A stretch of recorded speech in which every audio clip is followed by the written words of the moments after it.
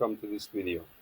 In this section, we'll be learning about proof by exhaustion and other methods of proof. So we we learned about proof by deduction, where you just had one algebraic expression to use, and that one algebraic expression you had to manipulate it and get it into another form.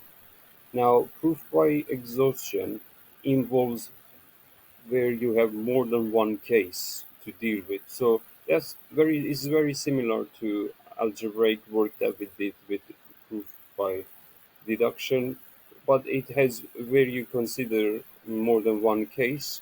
It's called by exhaustion, where you try to say, I've used all cases that were possible. For example, here uh, we've been asked to prove that all square numbers are either a multiple of 4 or 1 more than a multiple of 4. So there is, because of this word either, that means that there is more than one case that you have to prove. So that means prove them all, or both cases you have to prove. All right. So you say numbers can either be odd or even, right? So let's say that I'm squaring an odd number, and then we'll consider squaring an even number. Odd numbers and even numbers. We're going to square them. So we're starting with 2p plus 1. We don't know which of these conclusions we're going to satisfy, but we are experimenting, and we'll see that either we will, the answer to this should satisfy at least one of these. Otherwise, they wouldn't have asked us to prove it. So we're going to take a number to be an odd number. We write it as a definition of odd number is 2p plus 1, or p can be any other variable you like. That's not my choice. You can make any other letter you like, substitute there, as long as you got 2 times something plus 1. So then we're going to square it, and we end up with this expression, 4p squared plus 4p plus 1. You factorize what? You wanna show it's multiple of 4 or one more than a multiple of 4. So we factor 4 out of the first two terms, and this turns out to be, bam, one more than a multiple of 4. That's it. We didn't know which of these cases it will fall under, but it turns out that odd numbers, when you square them, the answer will be one more than a multiple of 4. Then now we're gonna use our even numbers. All right. So all the numbers in the universe are either odd or even. So we are exhausting all the numbers in the universe. So let's square 2p. We'll get 4p squared. And 4p is a multiple of 4, because you write it as like so with a bracket there. So we've proved both cases here, and we've come to our conclusion is that yes, it has been proved, because it's either one more than a multiple of 4. That was the first case, and here is a multiple of 4. The answer for a squared value of even number is one more than. So that's it.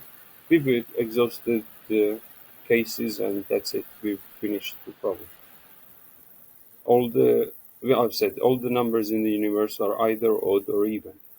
So I'll put the question at the bottom. You can ignore that for now. This is just going through the same thing. I don't know why. So in this question here, we've been told to prove the following statement is not true. The sum of two consecutive prime numbers is always even.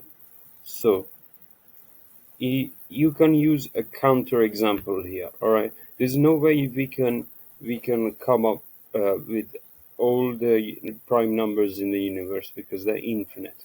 So all you have to do is find one counter example to prove it wrong. Notice that it's not true means that to prove the statement wrong. So that's giving you a clue.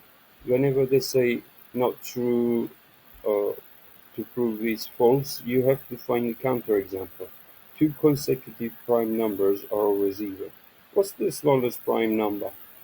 If you do go for larger prime numbers, they're always odd. and adding two odd numbers actually give you an even number. So 5 and 7 will give you 12, which is even. That's not gonna work. Just think, do you remember there was a, no, well, we haven't done.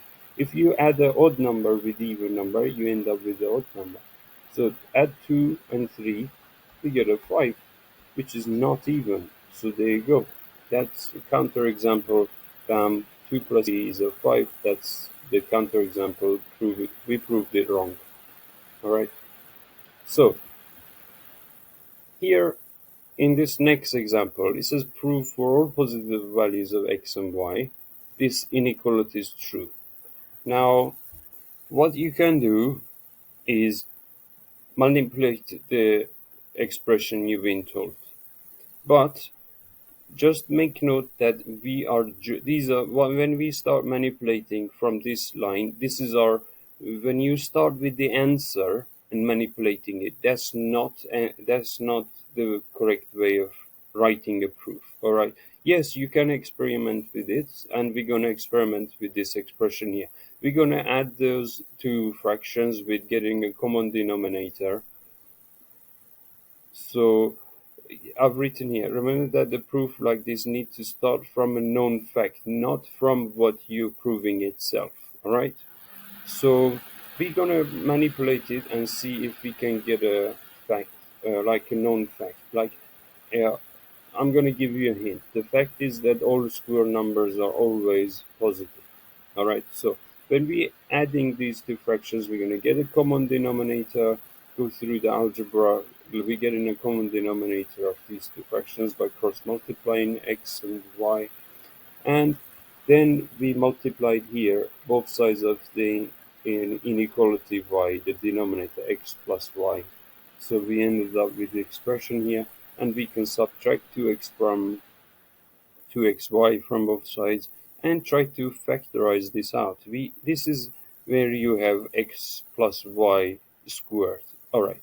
So we found a believable here. We can always say start with a known fact. The known fact is that x minus y, whatever, even if it's negative inside the bracket, when we square it, will be bigger than 0 or equal to 0. Will never be negative. It's always non-negative. So this is where we need to start, okay? This is our starting point, not our conclusion here.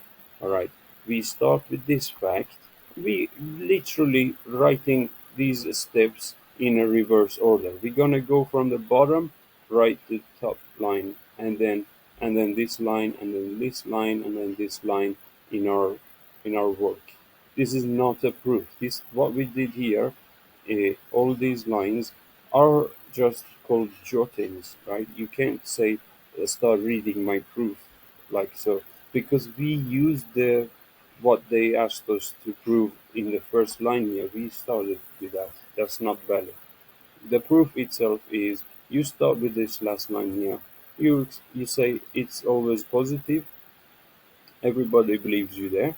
And then you say, all right, I'm going to expand the brackets here. Maybe it helps to write an extra line here.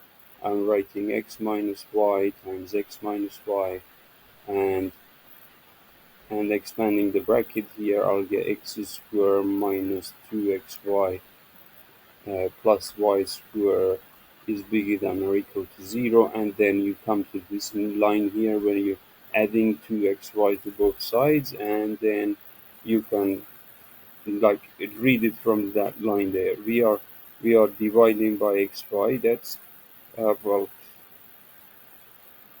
all right.